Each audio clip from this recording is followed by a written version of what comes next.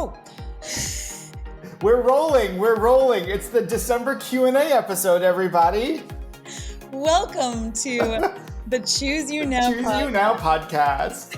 We should definitely start like this. Hi listeners, we're gonna start like this for sure. Oh yeah, let's just go. Okay, I will say let's go, but first I have to say welcome to the Choose You Now podcast and this special edition of the December Q&A, and I am joined by my fantastic, handsome, fabulous producers, producer Sanford and producer Adam. Hello. Hello. Hey, how you doing? I'm great. How are you guys? I'm good. How are you? I'm knee deep in a book, but we're gonna talk about that at some point. Oh yeah. Good. Yay. Yeah, it's Future right news, here. listeners. Future news. Future news. Stay tuned. Let's get to this Q&A. This is a good month. Great questions from our esteemed listeners. Here we go. So as always, you guys, I'm going to butcher your names. I apologize to all of you in advance.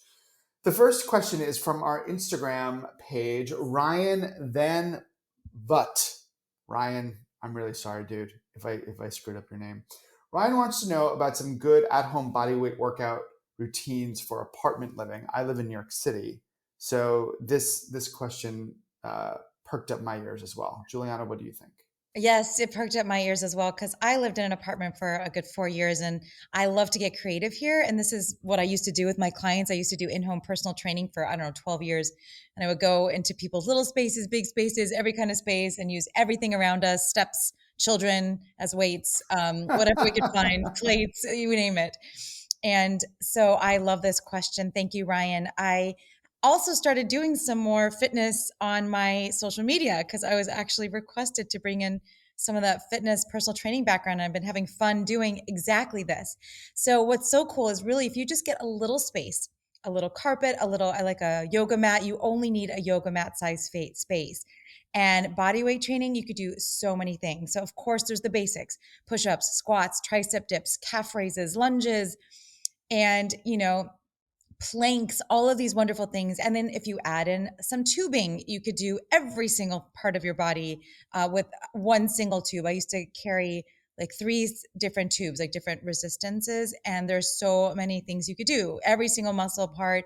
I always prefer compound exercises so that you're getting everything moving at once. So if we're doing like a bicep curl, we're also doing a squat. Or if we're doing a plank, we're bringing in our legs into the equation. So there's no limit to how, extensive or simple you can get with this.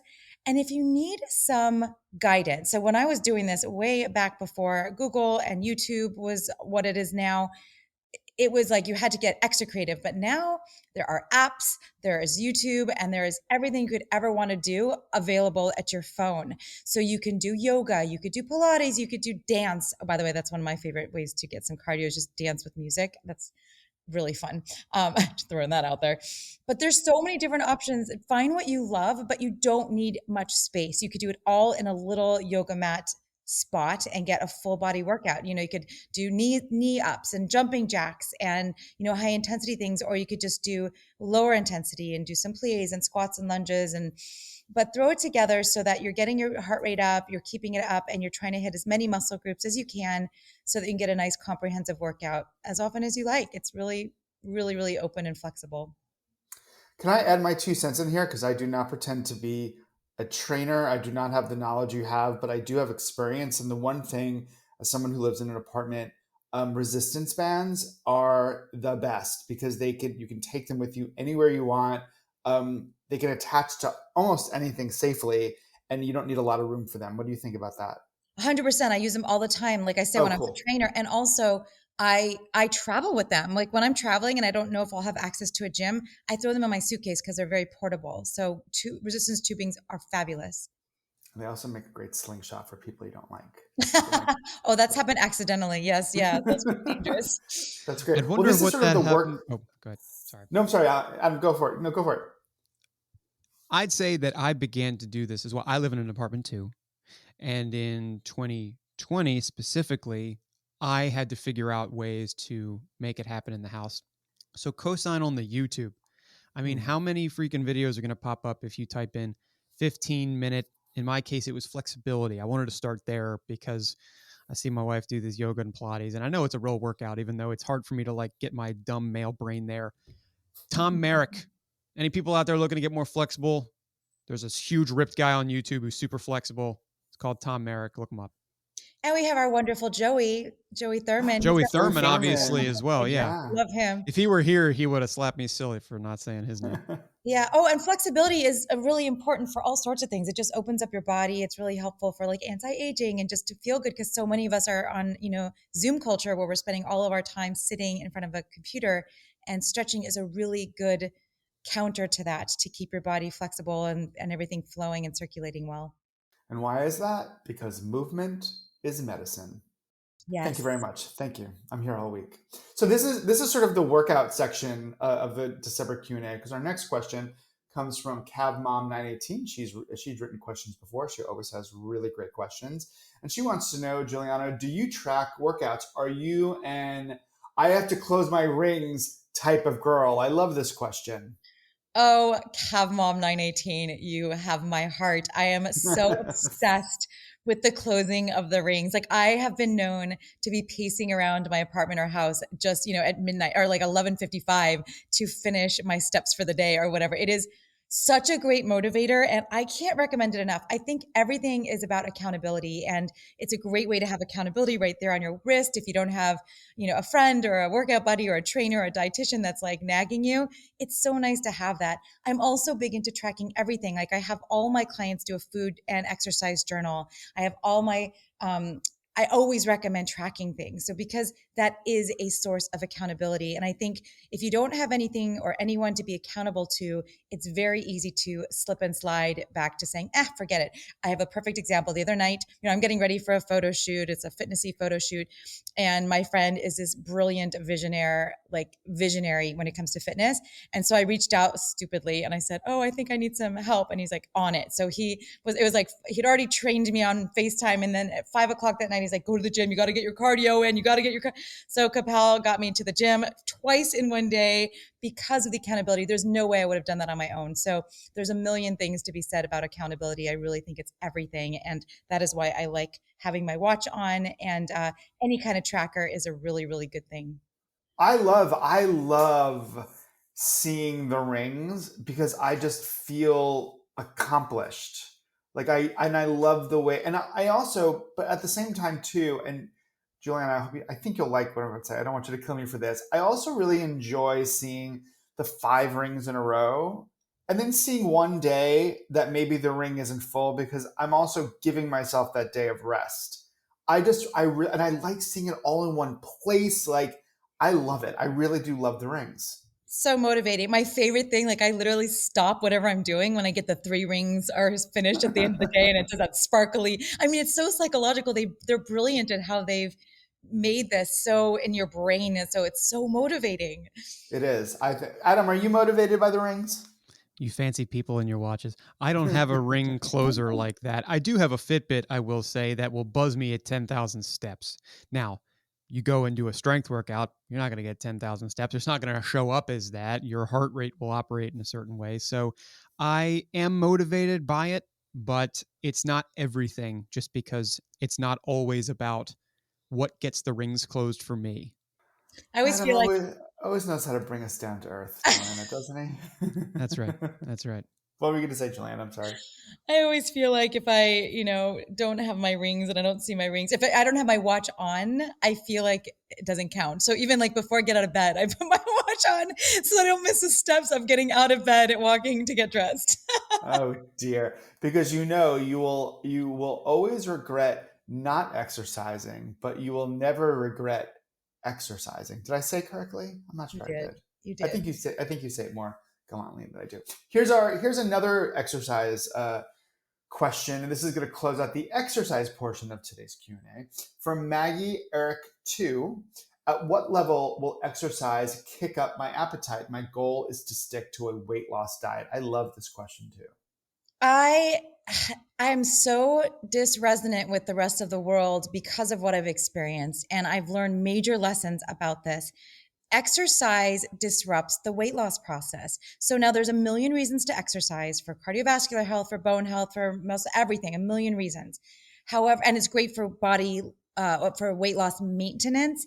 But for the weight loss process, it always seems to interfere, almost always. And it slows down my clients' progress by half. I've noticed it halves their rate of loss. And I track that very carefully with my clients. Like I track exactly how much they're losing on a daily basis from the day we start until we get to the goal, and then we go into maintenance mode.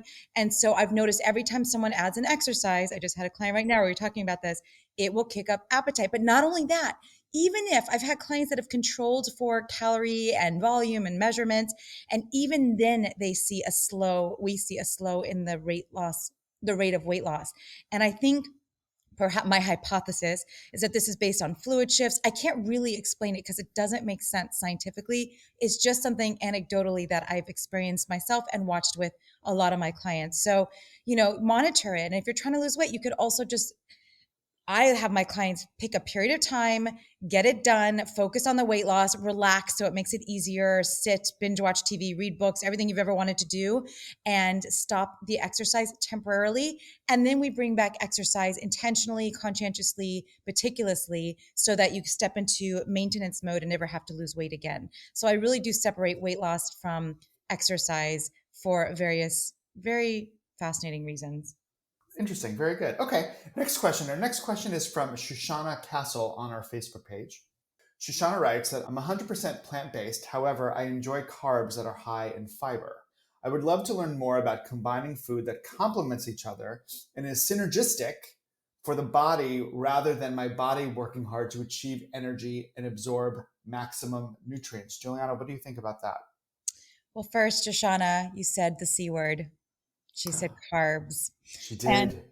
yeah, I will forgive you for that and love you anyway. However, We are an open podcast. We welcome everyone, even people who use the C word. correct. So, on that note, first of all, I would say it's fabulous that you enjoy foods that are high in fiber. Fiber is one of the two most important nutrients to the body, fiber and phytonutrients, the things that reduce your risk for chronic disease, the things that enhance satiety so that you feel satiated when you eat food, so you don't overeat. Fiber is everything for your gut microbiome, which we talk a lot about on the show, and feeding your microbiome a healthy diet. And fiber is what fuels your immune system and helps reduce your risk for chronic disease. So that's one part. I'm very pro fiber. In fact, you can't eat a whole food plant-based diet without the fiber, because that's part of what defines a whole food plant-based diet, is that it does have the intact fiber. So I think that's fabulous. But I'm going to shift what you're asking, because you're asking about synergy. And I love that question because it is really cool what happens with food. Like if you take let's say vitamin C out of a tomato, isolate it, make it into a lemon, and you stick it into a pill, you've isolated and concentrated it, and it does not have the same effect in the body as when you ate it from the lemon or the tomato itself. That is what is beautiful about a whole food plant-based diet, this incredible synergy. 1+1 = 3.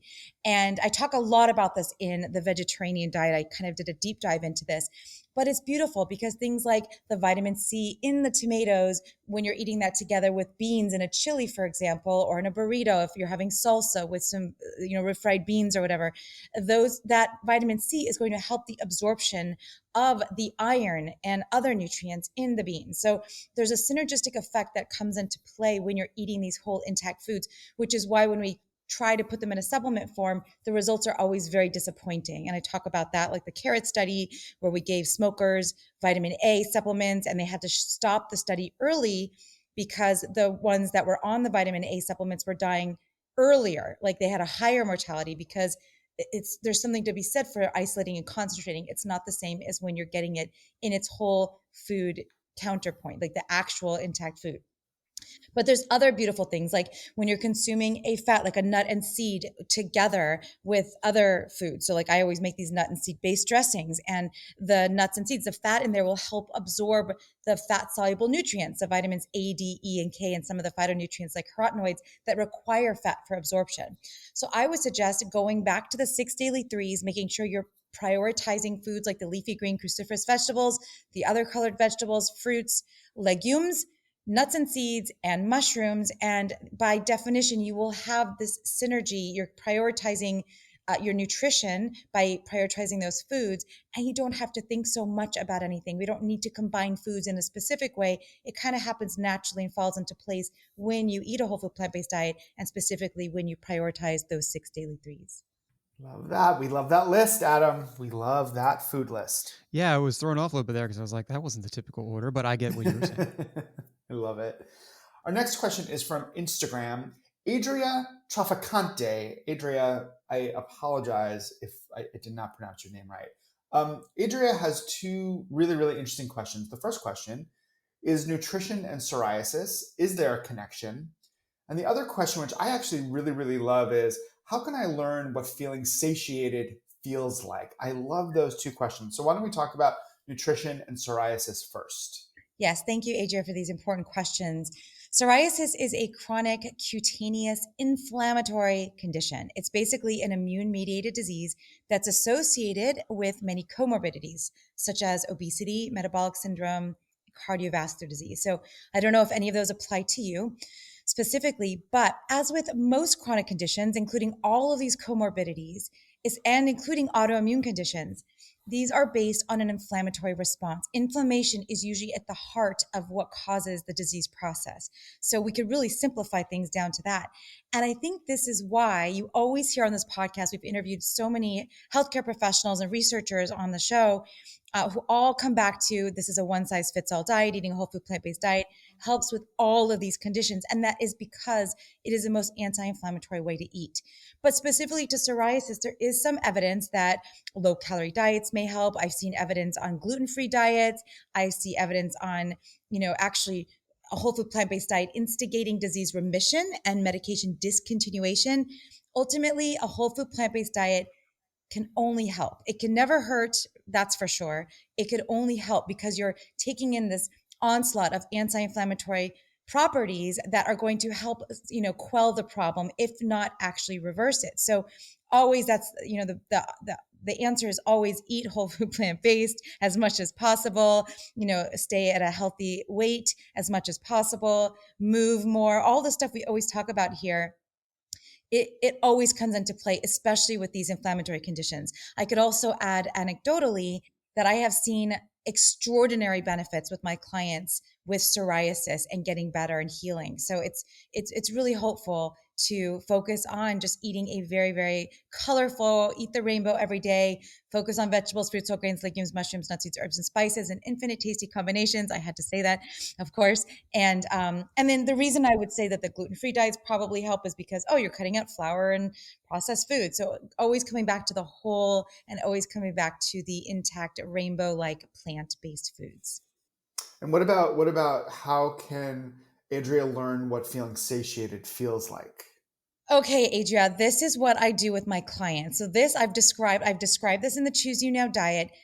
Hunger and satiety. It's what I want everyone to go back to. It is what we've mostly, all of us have been socialized to go against. Eat because it's time, it's breakfast time, or because I have a break now, or because everyone's eating. Every other reason other than eating for hunger and stopping when you feel just satiated. So if you're like me and you don't have that off switch to know, I've eaten enough, this is my biggest challenge always.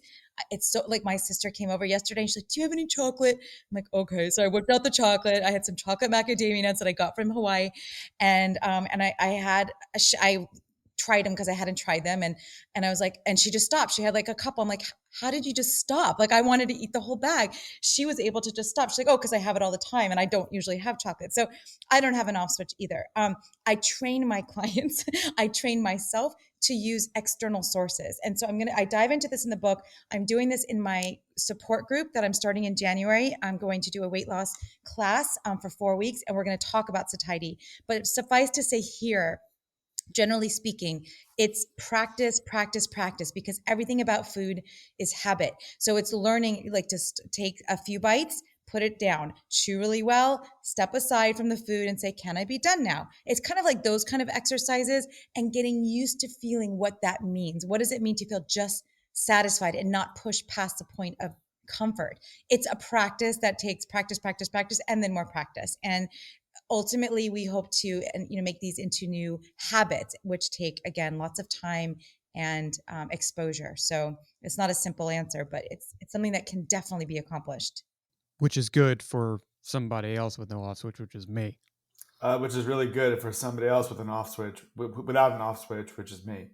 3 no off switches. Let me tell you, it is tough when you have, seriously, when you have a pint of ice cream and you really are just quite satisfied with just skimming the top, and that's enough, but you keep going, and it's really, really, it's almost like hurtful to yourself, like, you know what I mean? And it's tough.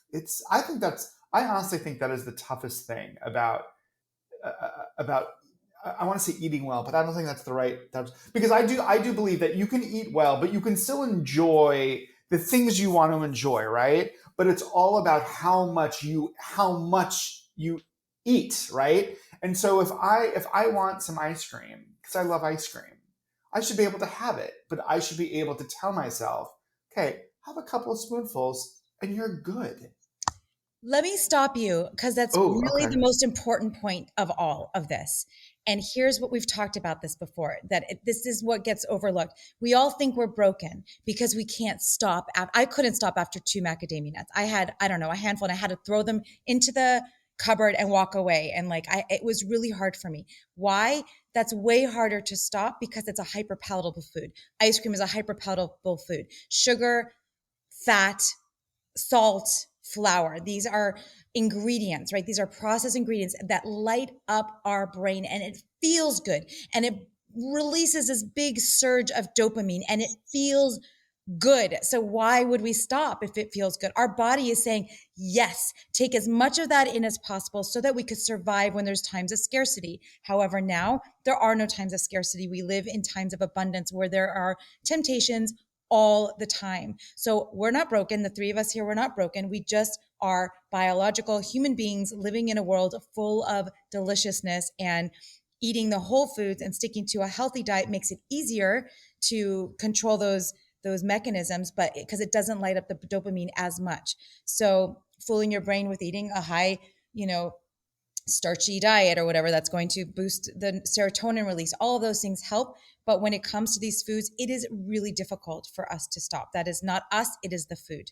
And that's what they want, right? They want us to eat the entire pint of ice cream, so we go out and buy another pint. It's fascinating. I've only learned all of this stuff, honestly, because of you. So amazing. Okay. I've learned it in part there. Also, listeners, if you don't believe it's all natural, go to YouTube, look at any baby eating a spoonful of mashed peas and look at their reaction. And then go to a YouTube video that says baby gets first ice cream and look at them eyes. The baby basically explodes. That's the hormone or chemical reaction in their brain telling them, incredible. I need this forever. Incredible. True. I love these sort of conversations we have after our listeners' questions. I find them really, really interesting. I hope our listeners do too. Anyway, okay, here's our next question. From Instagram, MelCraig30 wants to know, they keep saying that I can't get B12 from plants, but my B12 levels are perfect, so where do I get it from? Great question. Quite the conundrum. And what I always say is that vitamin B12 is the most finicky nutrient with an attitude problem. And it really is, because there's so many weird things about it. Where could I begin? I mean, I've written papers about how weird B12 is and how finicky it is. And so what is so cool about, or why you're seeing it in your blood serum as quote unquote perfect, like you've got optimal levels, is because once you take it, it will actually stay in your bloodstream up to 5 years. I've even seen reports of up to 10 years where it stays in your system. However, unless you're taking it in from fortified foods in abundance, which I don't recommend, or you're supplementing with it, then you're not getting any new B12 coming in. So eventually you will tap out. You will run out. Unfortunately, you will not know likely until it's too late, because there's this lag time that takes place. And what I see is it doesn't show up until, unfortunately, it could be these potentially irreversible neurological conditions. So I've seen this happen. I had one client, because I'm always so adamant about begging my clients to make sure they're getting their B12. I'm very concerned about it because not only do vegans need B12, but anyone over the age of 50 50, 50. I mean, that's crazy. Even if you're eating meat galore, you're on the keto carnivore, whatever diet, which I hope you're not. And if you're listening here, you probably aren't. But even those people after the age of 50 need to supplement with B12 according to the Institute of Medicine. So very interesting nutrient. You're not necessarily getting it coming in, but it's still in your bloodstream. So I have my clients check their methylmalonic acid. That's more of an accurate predictor of your status. Anytime you supplement, you're going to see high levels in your blood. We see that with my clients that are supplementing, they have high levels. But it's okay because you can't get too much B12. It's a water soluble nutrient. The excess will be excreted, but it's so important to be mindful of taking in a reliable source of B12 on a vegan diet or as anyone over the age of 50. So I have this on my website. If you go to PlantBasedDietitian.com and search for B12, I have all the specific recommendations, but everyone that fits that category needs to take either 50 micrograms twice a day, 150 micrograms once a day, or 2,500 micrograms once a week, just to be sure you don't end up deficient in this really important nutrient. And what do you think of B12 shots? Yeah, if you have access to shots, they're great. Some people feel like it gives them energy, blah, blah, blah. I've tried it before just to find that out. And I'm not sure if that's true. That's more anecdote.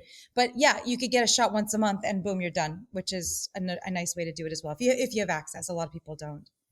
Very good. Next question from Instagram, Cornwall Betty Ann. Cornwall Betty Ann, number one, I know I pronounced your name right. Number two, I love your name. I thought you would love this question because you love to cook so much. What are some sauces for potatoes and veggies? She's trying to get more without butter or oil. What do you think? Well, good question, because like you said, Sanford, I do love this. It is all about the sauce, right? I want everyone to eat more veggies. If I had one piece of advice for the whole world and then we could drop the mic and be done with the podcast forever, which I hope never happens, would be just eat more veggies. Now, how do you get people to eat more veggies if they look like the babies, Adam, that you saw on YouTube that looked like they wanted to throw out the veggies? How do you get them to eat more veggies? It's all about the sauce or dressing. And so I love sauces and dressings. I love doing blended ones. I also love doing whisked ones or just simple ones out of a jar. So when I'm doing a blended one, which I, by the way, have on, in all of my books, I have tons of them on my website. I put them on my social media all the time because this is so important. But the blended ones, I'll usually use like a cashews or hemp seeds as the base. Sometimes I do tahini, or I'll do almonds, or I'll do peanut butter or almond butter. And then I'll add an acid component like a lemon or lime or a vinegar. Then I'll use like coconut aminos or miso paste as the salt.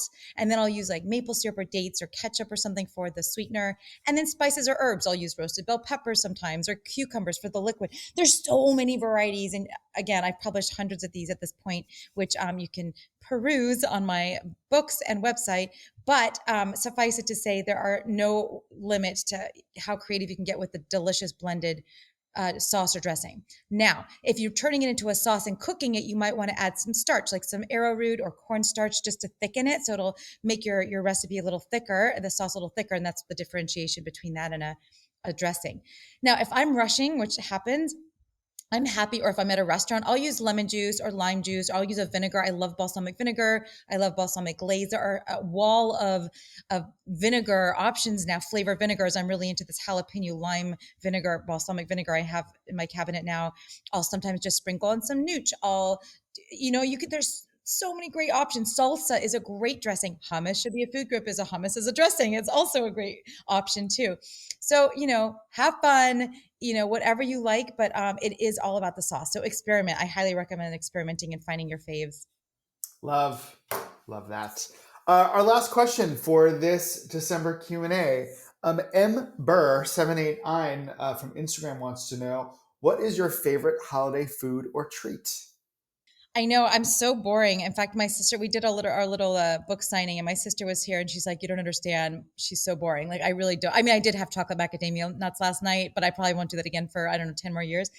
I'm still obsessed with my chocolate chip pumpkin muffins, which you guys could find on my website, and I make them for everyone that comes over. My friends come over just to get my chocolate chip pumpkin muffins. So that's my favorite go-to. I always bring them to holiday events. We already, I've already been going to holiday events already this season. And I always go back to the chocolate chip pumpkin muffins. What about you guys? What are your favorites? Can you send me some chocolate chip pumpkin muffins? It won't be good by the time it gets to you, but you could come visit me anytime of year. I'll make it for you. My favorite treat is decidedly unhealthy. It is not just for the holiday, it is for all year. I love vanilla cake with chocolate icing. That is just my favorite thing to eat. I don't have it often, so it's still a treat for me, but damn it, that's what I love to eat. That's my favorite dessert. Adam, what's yours? It's called a Buckeye. You ever heard of this? No. All right.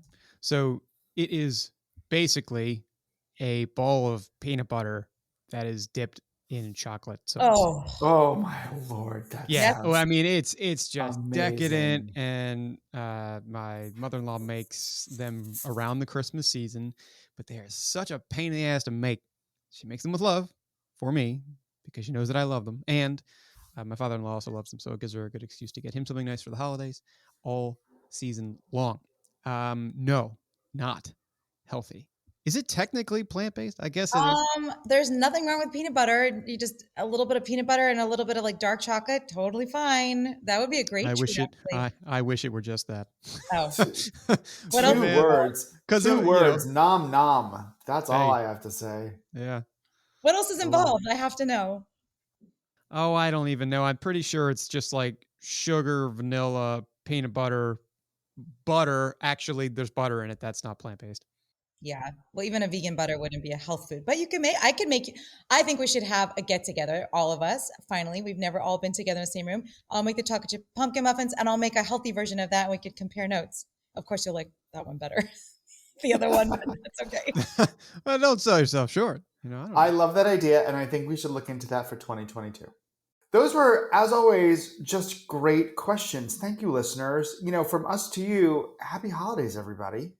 Yes, thank you all so much for your wonderful questions. Happy, healthy holidays.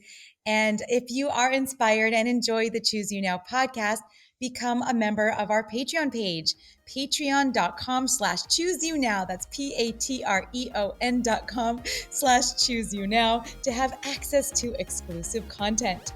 Please subscribe to the show, rate and review us on iTunes, and send us an email with questions and comments at chooseyounowpodcast@gmail.com.